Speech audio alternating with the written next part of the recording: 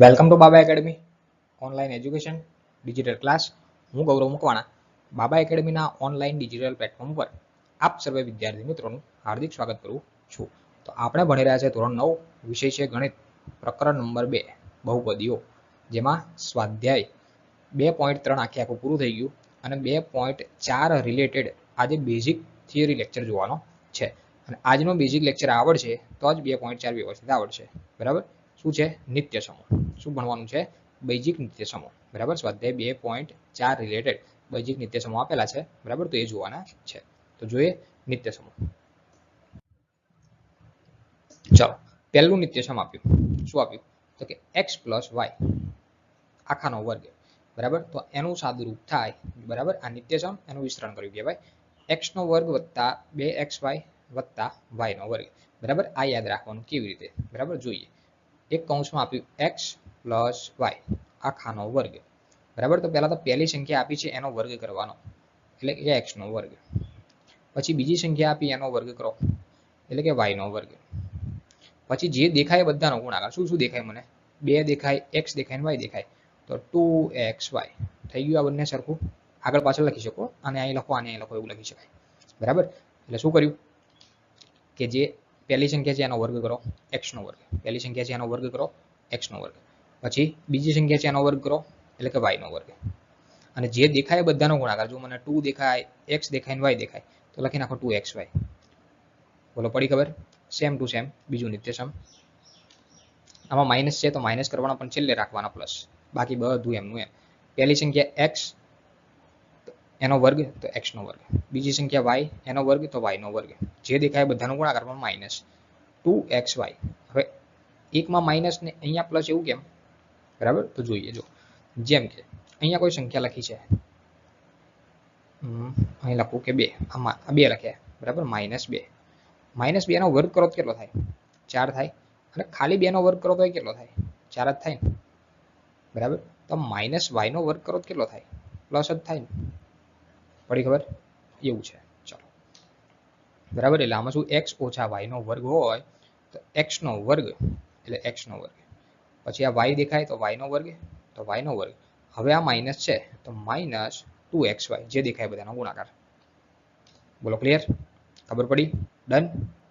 ત્રીજું નિત્ય સમ આગળ આપ્યું છે. જો આગળના દાખલામાં જોયું આપણે, x નો વર્ગ - y નો વર્ગ. તો એક કૌંસમાં x + y અને એક કૌંસમાં x - y. આને આગળ પાછળ લખી શકો. આને પહેલા લખો, આને પછી લખો તો ચાલશે. બરાબર. x નો વર્ગ - y નો વર્ગ હોય તો એક કૌંસમાં x + y, બીજા કૌંસમાં x - y. જો આ બંને અલગ છે, આ ને આ અલગ છે. બરાબર. ભેગું ના કરી દેતા. આ x - y કૌંસની બહાર વર્ગ આપ્યો, અને આને x નો પર્સનલી વર્ગ અને આને y નો પર્સનલી વર્ગ. વચ્ચે બાકી માઇનસ તો સેમ જ છે. એટલે કે આ આખું નિત્ય સમ અને આ એક આખું નિત્ય સમ બે ભેગા ના થાય, એનું ધ્યાન રાખવાની. આ x - y આખાનો વર્ગ હોય તો એક કૌંસમાં, એટલે x નો વર્ગ - 2xy ને y નો વર્ગ થાય. અને x નો વર્ગ - y નો વર્ગ હોય તો x + y ને એક x - y થાય. બંને અલગ અલગ છે, ભેગું કરવાનું નહીં. બરાબર. આગળનું નિત્ય સમ છે, એક કૌંસમાં x + a, બીજા કૌંસમાં x + b. તો આનું સાદુરૂપ કંઈક આવું થાય. થાય કેમનું જોઈએ. જો અલગ સમજાવું થોડું. જો આ પહેલી સંખ્યા છે x, એને આ પહેલી સંખ્યા સાથે ગુણાકાર કરો. x * x એટલે કે x નો વર્ગ થાય. બોલો, થાય કે ના થાય? ડન. હવે એની જ સંખ્યા x, એને આ બીજી સંખ્યા સાથે ગુણવાનું, તો xb થાય. બોલો, આ થાય કે ના થાય? ખબર પડી કે ના પડી? આ છે x નો ગુણાકાર પહેલી સંખ્યા સાથે, એટલે ખાલી x * x એટલે x નો વર્ગ થયો. એ જ x નો ગુણાકાર બીજી સંખ્યા સાથે, એટલે xb અથવા તો bx થાય. એટલે કે એકનો ગુણાકાર આ બંને કૌંસના સભ્યો સાથે થઈ ગયો. એ જ રીતે આ a નો ગુણાકાર a નો x સાથે, તો ax અથવા તો xb થાય, xa થાય. અને એ જ x નો ગુણાકાર b સાથે, તો ab થાય. બોલા, ખબર પડી કે ના પડી? ડન. ફરીવાર જોઈ લે. x નો ગુણાકાર x સાથે તો x નો વર્ગ, x નો ગુણાકાર b સાથે તો xb, a નો ગુણાકાર x સાથે તો xa, અને a નો ગુણાકાર b સાથે તો ab. બોલો, ક્લિયર? ખબર પડી? હવે આમાં ખાલી સાદુરૂપ જોવાનું. આ x નો વર્ગ છે તો x નો વર્ગ લખી નાખો. આ બંને છે, બંનેમાં સરખું શું દેખાય? આમાં x છે ને આમાં x છે, તો x ને લઈ લો કોમન. પ્લસ છે તો પ્લસ રાખવાના. તો વધ્યું શું? b અને a, b + a અથવા તો a + b, b + a કરો કે a b કરો. અને વત્તા AB તો વત્તા AB. બોલો આ જે નિત્યસમ તમને આપ્યું એ આ સાદુરૂપ મળી ગયું ના મળ્યું? આ ડન, ક્લિયર, પડી ખબર? ઓકે, બરાબર.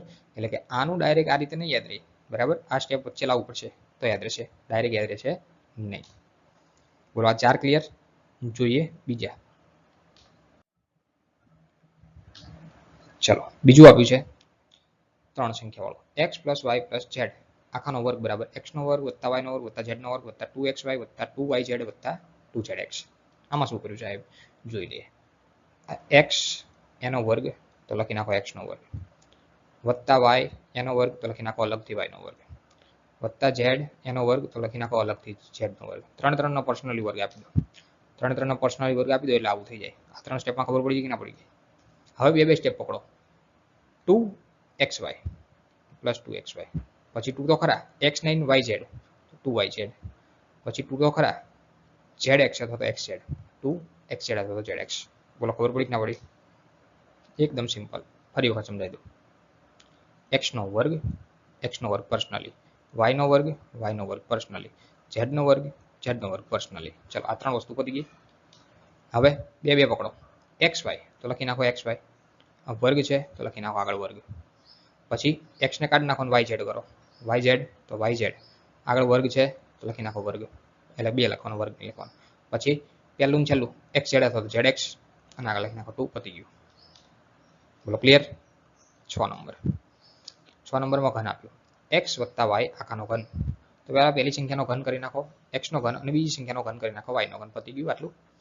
પછી 3 નો ગુણાકાર xy સાથે 3xy કરો. શું કરો? 3xy. આ 3xy ગુણાકાર કરો 3xy અને આ ખાલી કૌંસ લખી નાખો x + y. વર્ગ નહીં આવે હો, જે વર્ગ હતો ને આગળ આવી ગયો. ફરી વખત સમજી લેજો. x + y આખાનો ઘન તો પર્સનલી બંનેને ઘન આપી દો. એક વખત x નો ઘન અને એક વખત y નો ઘન.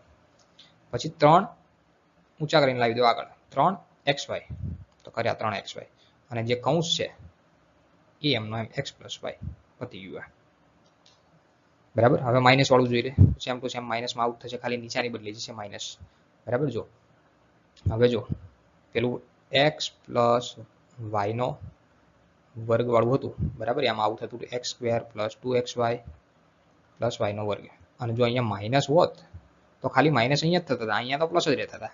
એવું આગળ જોયું, બરાબર. પણ આમાં માઇનસ છે પણ ઘાત છે 3 તો પછી માઇનસ થઈ જાય અહીંયા. બરાબર. એ ધ્યાન રાખવાનું કે સાહેબ પેલામાં એવું થયું, કેમ એવું થાય? તો આપણે એવું કીધું હતું કે 2 નો વર્ગ હોય તો એ 4 થાય, -2 નો વર્ગ હોય તો એ 4 થાય, પણ 2 નો ઘન હોય તો 8 થાય અને -2 નો ઘન હોય તો -8 થાય. બરાબર. એકી ઘાત ને બેકી ઘાત વાળું સમજાયેલું છે મેં. બરાબર. ખ્યાલ હશે. ચાલો તો સેમ ટુ સેમ આના જેમ જ x નો ઘન તો x નો ઘન, -y નો ઘન તો -y નો ઘન, માઇનસ આગળ 3xy x - y તો એક કૌંસમાં x - y અલગથી મૂકી દેવાના. બોલો ક્લિયર? જોઈએ આગળ.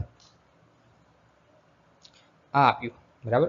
આ એક જ દાખલા માટે કામ લાગશે, એક જ દાખલા માટે. જો x નો ઘન + y નો ઘન + z નો ઘન ઓછા 3xy. શું કર્યું? x નો ઘન + y નો ઘન + z નો ઘન ઓછા 3xy. બરાબર. તો આમાં શું કરશો?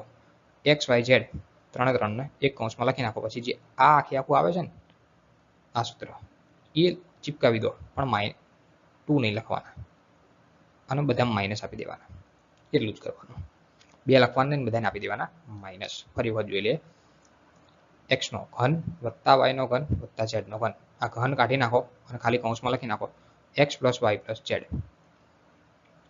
પછી આ જે આખું નિત્યસમ તમે યાદ કર્યું એના અહીંયા કોપી પેસ્ટ કરી નાખો. x નો વર્ગ y નો વર્ગ z નો વર્ગ. પણ આમાં બધામાં થઈ જશે માઇનસ અને કાઢી નાખવાના 2. xy - yz - zx. બોલો ક્લિયર? ખબર પડી કે ના પડી? ડન. ઓકે. બરાબર. તો આ નિત્યસમો અહીંયા પૂરા થાય. બરાબર. તો આ નિત્યસમો ટોટલ કેટલા છે? 6 7 ને 8. 8 નિત્યસમો છે. જો 8 નિત્યસમો આવડે તો આગળનું સ્વાધ્યાય કમ્પ્લીટ આવડશે. આ કદાચ યાદ નહીં રહે તો ચાલશે છેલ્લું. બરાબર. આ દાખલામાં 1 કે 2 દાખલામાં આવે છે. બરાબર. પરીક્ષામાં પૂછાઈ શકે નહીં પૂછાય. બરાબર. કંઈ કહી શકાય નહીં. બરાબર. અહીંયા આપણો દાખલો પૂરો થાય. સો થેન્ક્સ ફોર અટેન્ડિંગ.